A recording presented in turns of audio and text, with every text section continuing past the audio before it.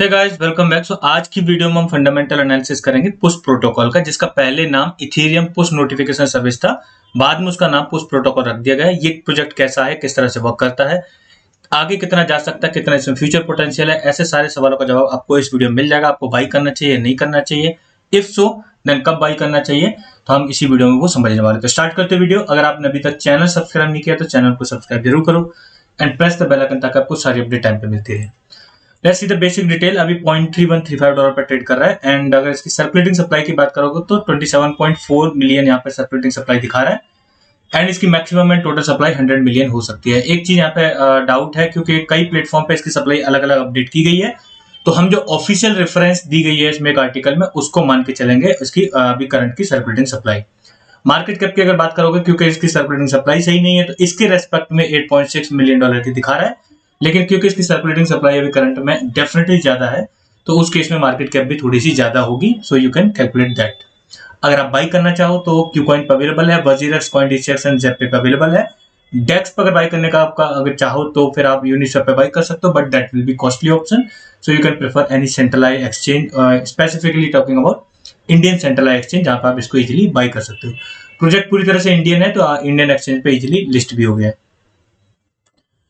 अब थोड़ा सा होल्डन जो एक्सप्लोरर पे इसका होल्डिंग पैटर्न देख लेते हैं। अगर आप इनिशियली दो वॉलेट देखोगे जो कंसर्निंग दिख रहे हैं, एक के पास 34.42% सप्लाई है, दूसरे के पास 8.25% सप्लाई है। बट जब आप उसको ओपन करके देखोगे तो उसमें कंफर्म ट्रांजैक्शन, एग्जीक्यूट ट्रांजैक्शन कुछ इस तरह के टैग्स के साथ दिख जाएंगे। So it doesn't seem to be the wallet, किसी इंसान मतलब पर्सन का वॉलेट नहीं लग रहा है। एंड जो सेकंड वॉलेट है उसमें भी डिपॉजिट विड्रॉ एंड क्लेम कैसे आपको टैग दिख जाएंगे, तो it's definitely not related to the person. So you can rest assured about this thing. अब थोड़ा सा ये समझते हैं कि वर्क कैसे करता है, क्या क्या मेन फीचर है, आगे कितना जा सकता है।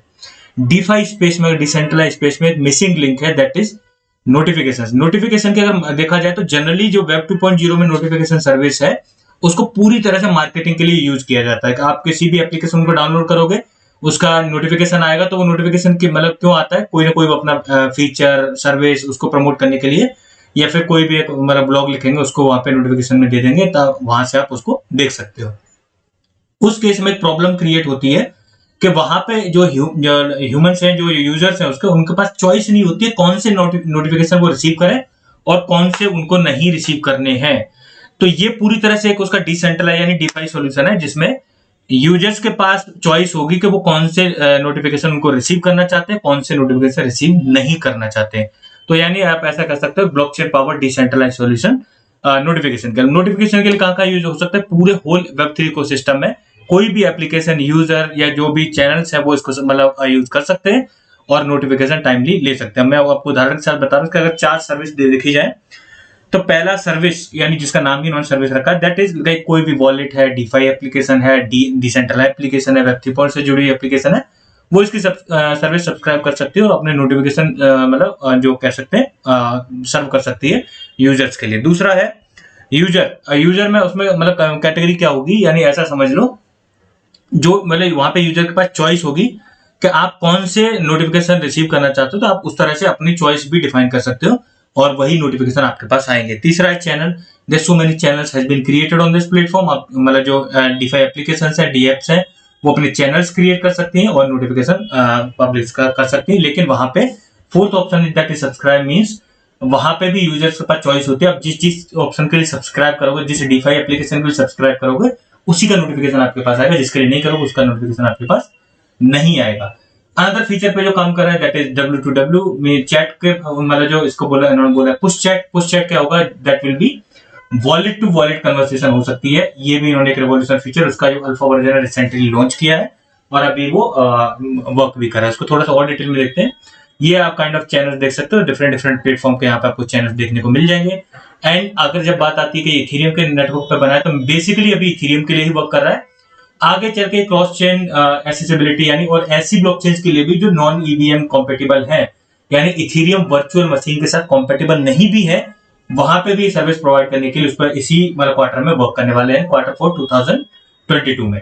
एक चीज और ध्यान में रखनी है, अगर ये इथेरियम इकोसिस्टम के साथ पूरी तरह से कॉम्पेटिबल है, उसके लिए वर्क कर रहा है, तो इनहेरेंटली आप कंसीडर कर लो कि जितने भी लेयर टू स्केलिंग सॉल्यूशन है इथेरियम के, वो सारे भी इसके जद में आ जाएंगे। यानी जो पॉलीगन है, आर्बिट्रम है, इस तरह के रेडन है, ये सारे भी उसके मतलब उसमें इंक्लूडेड रहेंगे और वो भी इसकी सर्विस यूज कर सकते हैं। अभी करंट में देखोगे सो मेनी प्रोजेक्ट इनका इंटीग्रेशन आपको इस पे दिख जाएगा ऑलरेडी।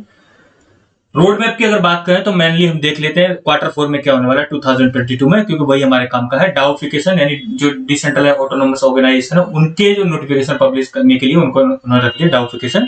एंड ईपीएनएस क्योंकि इसका पहले नाम था इथेरियम पुश नोटिफिकेशन सर्विस, अभी बाद में इसको रीनेम कर देगा पुश प्रोटोकॉल।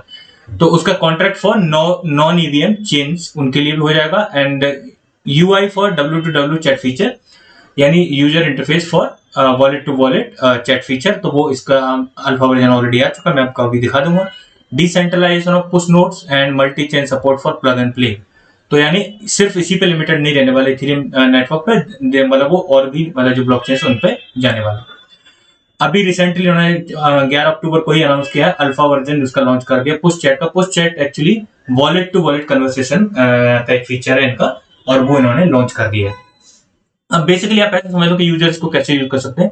फॉर एग्जांपल आपने किसी लैंडिंग प्लेटफॉर्म पे आपने कोई पोजीशन बना रखी है और मान लो आप लिक्विडेट हो जाओ या फिर लिक्विडेट ना हो जाओ, तो उसके लिए आप नोटिफिकेशन लगा सकते हो, आपके पास नोटिफिकेशन आ जाएगा, आपको बार बार वहां पे जाके चेक करने की जरूरत नहीं है। एंड आप ही डिफाइन करोगे आपको कौन सा नोटिफिकेशन चाहिए, ये आपके मतलब इसमें इंपावरमेंट है आपके लिए। दूसरी चीज, मान लो कि आपको किसी का प्राइस ट्रैक मतलब ट्रेस करना है कि इतने प्राइस पे आए तो मुझे पोजीशन बनानी है, तो आप उस पर नोटिफिकेशन लगा सकते हो। जब भी ऐसा होगा आपके पास नोटिफिकेशन आ जाएगा, आपको बेसिकली इसकी एप्लीकेशन डाउनलोड करके और इंटीग्रेट करना, या तो फिर इसका आप क्रोम में एक्सटेंशन डाउनलोड कर सकते हो, उससे भी आप इसको इजीली इसकी सर्विस यूज कर सकते हो। और इसके अलावा और क्या क्या हो सकता है, मान लो आपने पोजीशन मतलब लिक्विडेट भी नहीं हो रही है या फिर कोई अदर मतलब नया फीचर आ रहा है किसी चीज का, उसके बारे में जान सकते हो। मतलब पूरी तरह से जो भी Web3 इकोसिस्टम एक्टिविटी होगी, आप जो भी चाहोगे वो नोटिफिकेशन आपको मिल जाएगा। It will be totally depend on you कि मतलब आप कौन सा नोटिफिकेशन चाहते हो। नेक्स्ट थिंग, इन्होंने ग्रांट प्रोग्राम भी चलाया है। ऑब्वियसली ग्रांट प्रोग्राम किस लिए चलाते हैं, इकोसिस्टम का एक्सपेंशन के लिए। इफ कोई अगर प्रोजेक्ट इंटरेस्टेड है तो वो उसमें जाके अप्लाई नाउ का ऑप्शन में जाके ग्रांट प्रोग्राम के लिए अप्लाई कर सकता है। बेसिकली कहाँ यूज होगा आप उसके लिए ऐसा समझ लो, जो भी एक्टिविटी होगी उस जिस मतलब चाहे आप मतलब किसी भी तरह की एक्टिविटी से इकोसिस्टम में करोगे, उसके लिए फीस के तौर पर होल गवर्निंग कॉइन ये पुश प्रोटोकॉल ही है इस होल इकोसिस्टम का। अब थोड़ा सा टोकनोमिक्स पार्ट देखते हैं, फिर जाते हैं इसकी फर्दर डिटेल में। तो इनिशियली जब ये अलॉट हुआ है तो 3.5% एडवाइजर्स के लिए अलॉट किया गया, 7% फाउंडेशन के लिए, फाउंडर्स एंड टीम के लिए 16% अलॉट किए गए, इन्वेस्टर्स के पास 20.5% है, कम्युनिटी के पास 53.0 मतलब 53% है। अब फाउंडेशन के पास जो है उसमें 648 मंथ यहाँ पे लिख दिया वेस्टिंग पीरियड। जब ऐसा लिखा होता है 648, इसका इजी मतलब यही होता है, आप आसानी से समझ सकते हो कि 6 महीने का लॉकअप है, 48 मंथ का लीनियर वेस्टिंग शेड्यूल है। तो ये शॉर्ट फॉर्म चलती है और यहाँ से आप इजीली इसको कंक्लूड कर सकते हो। अब इसकी सप्लाई की अगर बात करोगे तो कॉइन गेको पे 14 मिलियन दिखा रहा है, जो मतलब कॉइन बेस पे जाके देखोगे वहां पे सिर्फ जो ट्रेस करता है कॉइन्स को उस पर लिस्टेड नहीं है, लेकिन वहां पे कुछ अलग दिखा रहा है और यहाँ पे कुछ अलग दिखा रहा है। तो हम जो सप्लाई मान के चलेंगे वो इसकी मान के चलेंगे, जो इन्होंने ऑफिशियली ग्राफ प्रोवाइड किया है कि इसके लॉन्च होने का लगभग कितने महीने बाद कितनी सप्लाई होगी। तो पिछले महीने अप्रैल में आया था, तो अप्रैल से अप्रैल तक इसको 12 महीने हो गए, और उसके बाद अभी 18 महीने की लगभग कंडीशन देख ले रहे हैं कि मतलब जब लॉन्च हुआ तब से लेकर 18 महीने पे लगभग सप्लाई कितनी होगी, वो हम कंसीडर करके चल रहे हैं। और अगले अगर बुल रन की बात की है तो लगभग 30 महीने की जो सप्लाई होगी वो हम कंसीडर करके चलेंगे। 30 महीने की क्यों कंसीडर कर रहे हैं, क्योंकि 2023 के लेटर ऑनलाइन मतलब लेटर पार्ट में लेटर क्वार्टर्स में हम बुल रन की मोस्ट एंटिसिपेटेड टाइम एक्सपेक्ट कर रहे हैं। तो अभी करंट में इसके अकॉर्डिंग देखें तो 18 महीने पे नियरली आप ऐसा समझ लो, सॉरी यहाँ पे आप समझ लो 50 to 55% के बीच में सब जो सप्लाई है वो अनलॉक हुई होनी चाहिए, लेकिन वहां पे अपडेटेड नहीं है।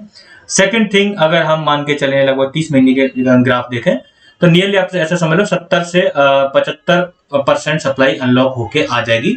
फिर भी हम सेफ एंड साइड 70% कंसीडर करके चल रहे हैं, ठीक है। तो प्राइस प्रेडिक्शन वाला पार्ट देखते हैं, कितना जाने की इसमें कैपेसिटी है, सारे वेरिएबल्स कंसीडर करके, जो इनका वॉलेट टू वॉलेट फीचर है उसको भी कंसीडर करके, जो आगे क्रॉस चेन एक्सेसिबिलिटी लेके आने वाले उसको भी कंसीडर करके कितना जा सकते हैं। तो इसके लिए अगर पहले देखा है तो नियरली पैसा समझ लो $50 मिलियन की मार्केट कैप पहले अचीव कर चुका है पहले। और यहाँ पे आप देखो जैसे प्राइस में इनिशियली काफी ज्यादा था, और जब मार्केट कैप देखो आप यहाँ पे मतलब ऑल टाइम हाई दिखेगी, लेकिन उस टाइम पे प्राइस में ऑल टाइम हाई नहीं दिखेगा बिकॉज ऑफ वेस्टिंग शेड्यूल, क्योंकि टोकनोमिक्स जब आप रीड करोगे तो सर्कुलेशन में टोकन्स आ गए, इस वजह से वहां तक नहीं जा पाया। तो 500 मिलियन का मैक्सिमम पोटेंशियल दिख रहा है अगले बुल रन तक इसमें, अगर 500 मिलियन जब पहुंचता है तो अगर with respect to current price देखोगे, अगर आपने अभी बाई कर लिया, क्योंकि सर्कुलेटिंग सप्लाई आएगी तो प्राइस और डाउन जाएगा, तो आप ऐसा समझ लो 23x कर देगा। लेकिन अगर आपने सही टाइम पे बाई किया, सही टाइम इसका बाई करने का कौन सा होगा, इस साल तो बिल्कुल भी नहीं, आपको अगले साल में भी Q2 से बाई करने की सोचनी चाहिए, और Q1 के एंड पीरियड से भी आप SIP अगर स्टार्ट करना चाहते हो कर सकते हो। एट दैट टाइम अगर आप बाई करते हो तो नियरली आप ऐसा समझ लो इसमें 55 to 60x करने का पोटेंशियल इजीली दिख रहा है अगले बुल रन तक, but it depends on the timing आप कब बाई करते हो। So that's all for today. I hope you like the video. Video अच्छी वीडियो को लाइक जरूर करें, and make sure you subscribe the channel. Thank you guys.